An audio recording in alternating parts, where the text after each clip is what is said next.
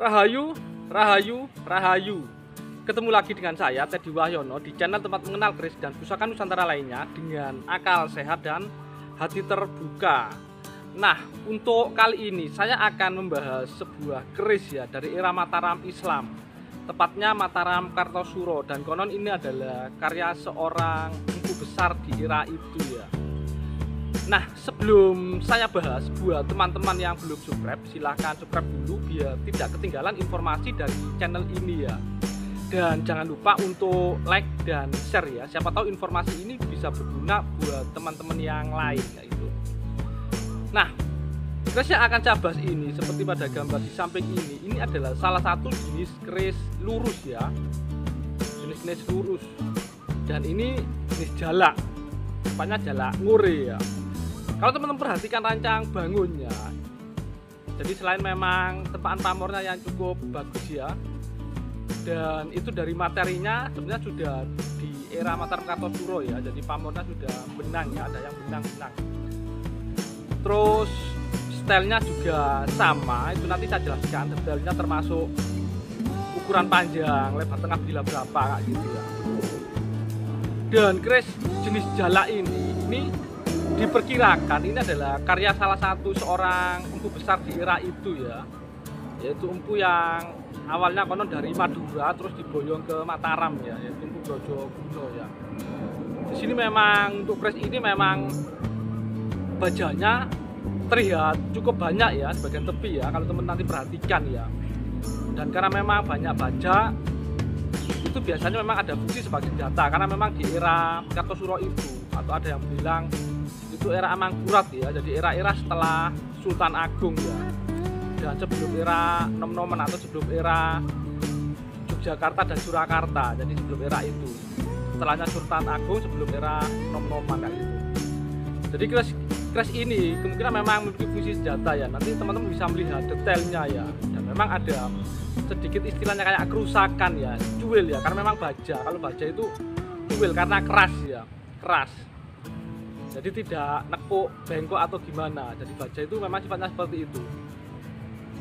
Dan keris ini memang bisa dibilang salah satu karya yang cukup indah ya, dan mungkin cukup langka juga ya, cukup langka, karena ini memang salah seorang kolektor juga dari Surabaya ya, yang kebetulan sempat ditanyakan ke Empu Haryo pas di situ gitu, jadi saya pinjam sebentar kayak gitu. Nah, seperti apa sih detail dari keris yang sangat menarik ini, yaitu keris jalak ya, jalak ngure tepatnya, dengan pamor bonang rinenteng ini mari kita simak sama-sama.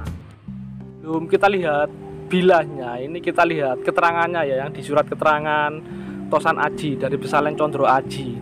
Jadi untuk keris ini adalah jenis keris lurus ya, dapurnya jalak ngure, pamornya ini bonang rinenteng ya, tangguhnya ini adalah Mataram Kartosuro, dan ini sekitar abad 18. Dan untuk empunya yang membuat diperkirakan Empu Brojoguno ya, ini warongkonya Ladrang Surakarta dari kayu timoho kayak gitu. Nah, ini adalah gambar atau foto ya, foto dari bilah kerisnya yang di surat keterangan. Nah, ini dimensinya ya, jadi di sini terlihat jadi ukurannya kayak panjang bilahnya berapa gitu, panjangnya sekitar 36 cm ya, untuk lebar tengah bilahnya 2,4 cm kayak gitu.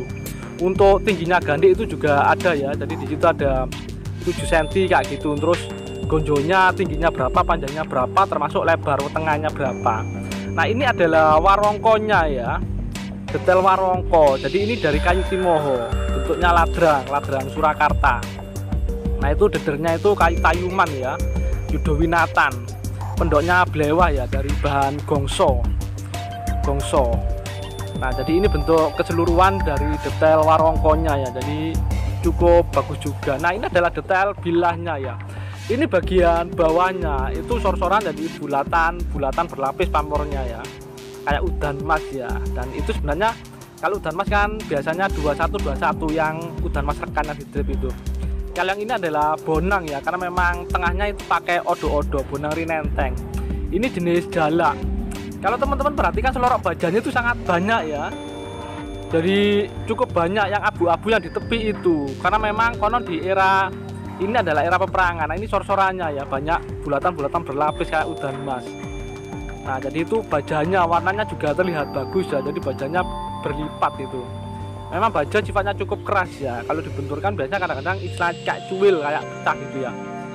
Dan ini memang di beberapa bagian memang ada sedikit yang kayak cuil gitu ya, jadi kayak kropos. Nah, itu juga ada seperti itu. Tapi secara keseluruhan ini adalah sebuah keris, jadi yang bisa dibilang cukup bagus ya, dari mulai gara, penataan pamor. Nah, itu benang-benang kayak benang ya itunya. Nah, ini adalah keseluruhan bilah dari keris ini, bagian sor-sorannya. Nah, ini sor-soran sisi baliknya ya. Jadi di situ memang sekali lagi terlihat memang ini bajanya cukup banyak. Nah, mungkin itu saja dari saya, semoga bermanfaat dan jangan lupa untuk like dan subscribe-nya.